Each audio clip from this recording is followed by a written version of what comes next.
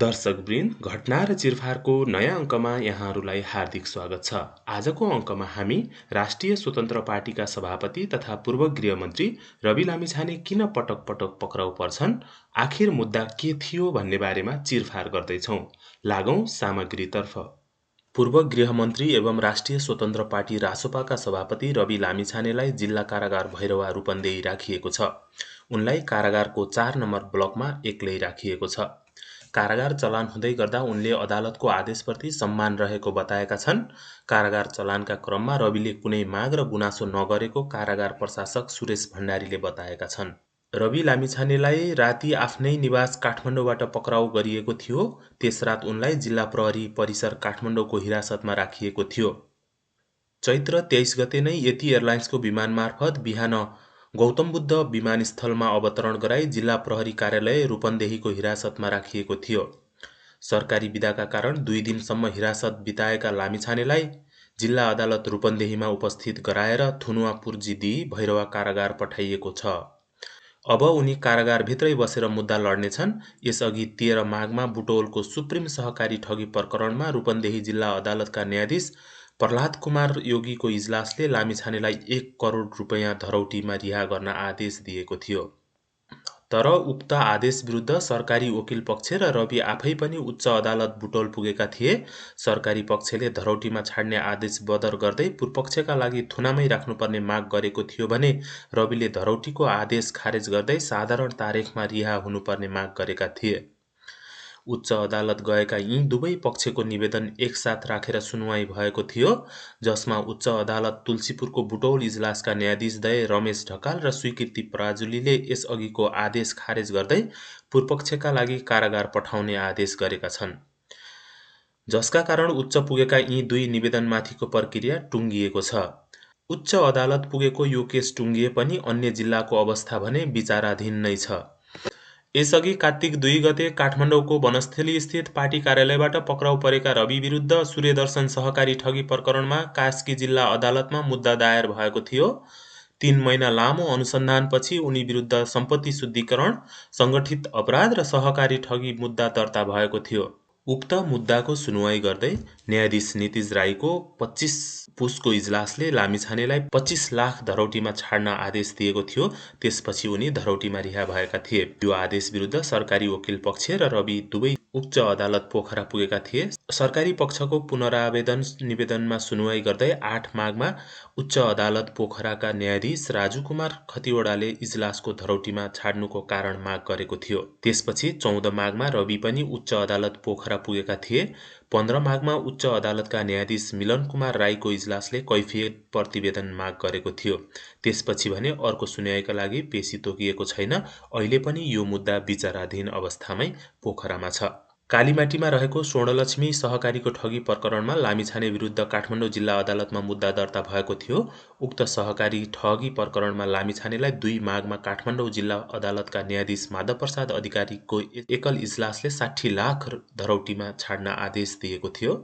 अदालतको आदेशपछि उनी धरौटी बुझाएर रिहा भएका थिए।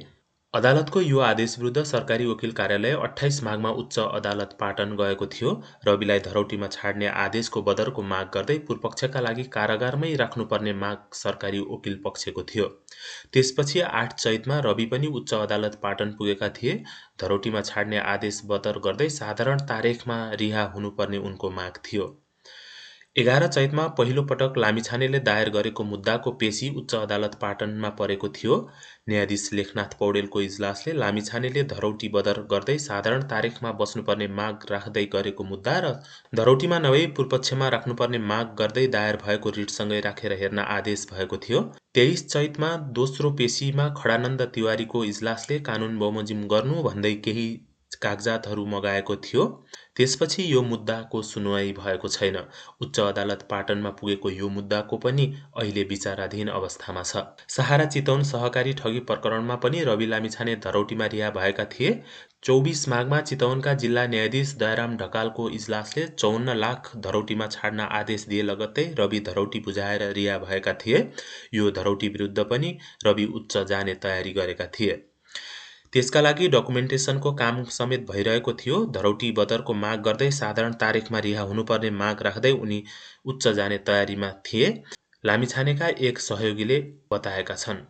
तर यही बीचमा उच्च अदालत बुटोलको आदेश अनुसार उनी पूर्वपक्षका लागि कारागार चलान भएका छन्। अन्य ठाउँमा यसभन्दा पहिला दायर भएको मुद्दाको सुनुवाई हुन बाँकी नै रहेको, तर फास्ट ट्र्याकमा उच्च अदालतमा बुटोलको मुद्दाको सुनुवाई गराएर पूर्वपक्षमा पठाएको भन्दै रासोपाको नेताहरू अदालतमाथि नै आलोचित गर्न थालेका छन्। बुटोलको मुद्दाको सुनुवाई गराएर पूर्वपक्षका लागि पठाएको भन्दै रासोपाको नेताहरू अदालतमाथि नै आलोचित हुन थालेका छन्।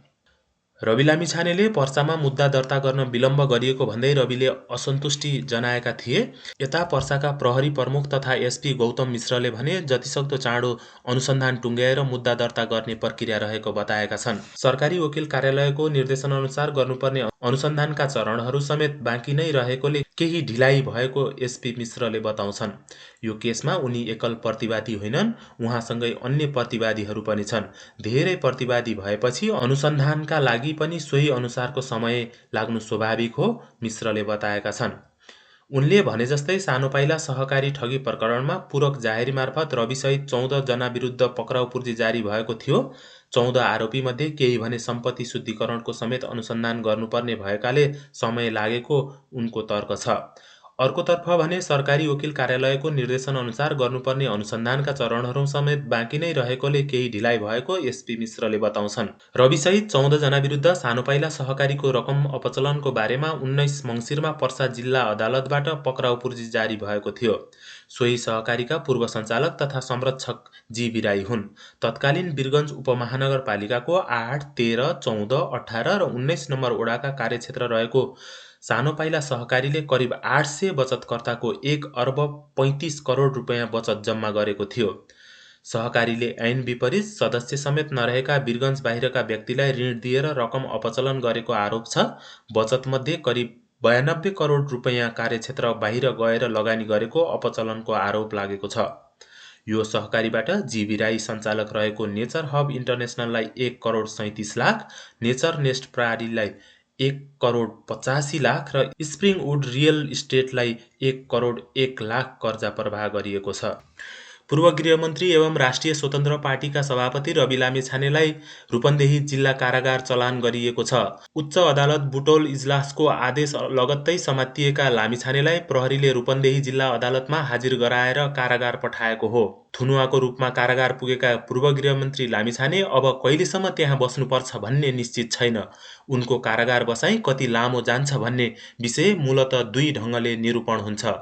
पहिलो, उच्च अदालतको आदेशलाई सर्वोच्चले बदर गरेर धरौटीमा छाडेमा उनी थुनामुक्त हुन सक्छन्। दोस्रो, जिल्ला अदालत रूपन्देहीले सुप्रिम सहकारी ठगीको मुद्दामा सफाई दिएमा उनी थुनामुक्त हुन सक्छन्। यी दुई अवस्थाबाहेक रविको मुद्दा टुङ्गिन छिटोमा 1.5 वर्ष लाग्न सक्छ। त्यतिन्जेल उनी थुनामा बस्नुपर्ने हुन सक्छ। जसरी जिल्ला अदालत रूपन्देहीको आदेश विरुद्ध सरकारी वकिलको कार्यालय उच्च अदालत गए, त्यसैगरी उच्च अदालतको आदेश विरुद्ध रवि लामिछाने सर्वोच्च अदालतमा निवेदन दिन पाउनेछन्। मुलुकी अपराध संहिता ऐन 2074 को दफा 73 मा फौजदारी मुद्दाका आरोपितहरूमाथि हुने थुनछेक आदेश विरुद्धको एक तहमाथि निवेदन दिने सहितको व्यवस्था छ। जन्मकैद वा 5 वर्षभन्दा बढी कैद सजाय हुन सक्ने कसुरमा भने 2 तह अर्थात् सर्वोच्च अदालतसम्म पनि जान पाउने सुविधा छ। कानुन व्यवसायीमाथि बोलीचालीको भाषामा 73 नम्बर निवेदन भनिने यो सुविधा अनुसार रवि लामिछानेले उच्च अदालत बुटोल इजलासको आदेश विरुद्ध सर्वोच्च अदालतमा निवेदन दिन पाउनेछन्। लामिछानेले सर्वोच्चमा निवेदन दिने निश्चित जस्तै छ। त्यो निवेदनमाथि सर्वोच्च अदालतको प्रारम्भिक सुनुवाईपछि बुटोलबाट कैफियत प्रतिवेदन मगाउने आदेश गर्नेछ। कुनै अदालतले आरोपितलाई धरौटीमा छाड्ने वा थुनामा राख्ने आदेश गर्दा कारण र आधार खुलाएको विस्तृत विवरणलाई कैफियत प्रतिवेदन भनिन्छ। त्यो प्रतिवेदन पेश भएपछि सर्वोच्चमा उच्च अदालतले दिएको आदेशमाथि छलफल हुनेछ। सर्वोच्चले त्यही आदेश सदर गर्ने वा अरू आदेश गरेर बदर गर्ने विकल्प हुनेछन्। देशभरबाट त्यस्ता निवेदनहरू सर्वोच्चमा आउने भएकाले रविको निवेदनको पालो पाउन सरदर 3-4 महिना लाग्ने देखिन्छ। रूपन्देहीको सुप्रिम सहकारी बाहेक रवि विरुद्ध पोखराको सूर्यदर्शन, काठमाडौँको स्वर्णलक्ष्मी अनि चितवनको सहारा चितवन सहकारी ठगीको आरोपमा पनि मुद्दा चलिरहेको छ। सम्बन्धित जिल्ला अदालतहरूले ती सबै मुद्दामा रविलाई धरौटीमा छाडेका छन्। तीनवटै अदालतको आदेश विरुद्ध सरकारी वकिल विभिन्न उच्च अदालतसम्म पुगेको छ, जसको सुनाई हुन बाँकी नै छ। सर्वोच्च अदालतले उच्च अदालतको आदेश बदर गरेमा भने धरौटी अङ्क तोक्नेछ अनि त्यसका आधारमा रवि थुनामुक्त हुने बाटो खुल्नेछ। सर्वोच्च अदालतले पनि उच्च अदालतकै आदेश सदर गर्यो भने रवि लामिछानेसँग जिल्ला अदालतको अन्तिम फैसला कुर्नुको विकल्प हुँदैन। त्यस्तो अवस्थामा जिल्ला अदालतले गर्ने फैसला अनुसार नै उनी कति समय कारागार रहने भन्ने निश्चित हुनेछ। यदि जिल्ला अदालतले उनलाई निर्दोष ठहर गरेमा तत्काल थुनामुक्त हुन पाउनेछन्। दोषी ठहर गरेर उनी थुना र कारागारमा बसेको अवधि जति कैद तोकेमा पनि फैसलापछि बाहिर निस्कन पाउनेछन्। 3 वर्षभन्दा बढी कैद सजाय तोकेमा भने थुनामै रहेर माथिल्लो अदालतसम्म पुनरावेदन गर्नुपर्नेछ। जिल्ला सरकारी वकिलको कार्यालय रूपन्देहीले 6 माघ 2081 मा अदालतमा पेश गरेको मुद्दाको आरोपितहरूमाथि एकमुष्ट रूपमा भने 10 करोड 49 लाख रुपैयाँ बिगो मागदाबी छ।